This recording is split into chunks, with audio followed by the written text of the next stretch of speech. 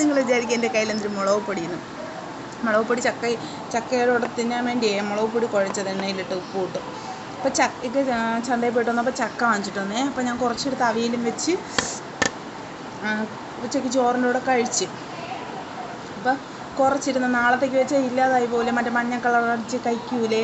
ഇത് നല്ല വിളഞ്ഞതാണേ. അപ്പം ഞാൻ അവിച്ച് അവിച്ചതിനകത്ത് കുരു ഇരിക്കണം. ഇത് പ്രത്യേകം കുരു കിടന്നതേ. അപ്പം അവിച്ച് ഇപ്പം ഞാൻ മറ്റേ ഇതൊക്കെ മുളക്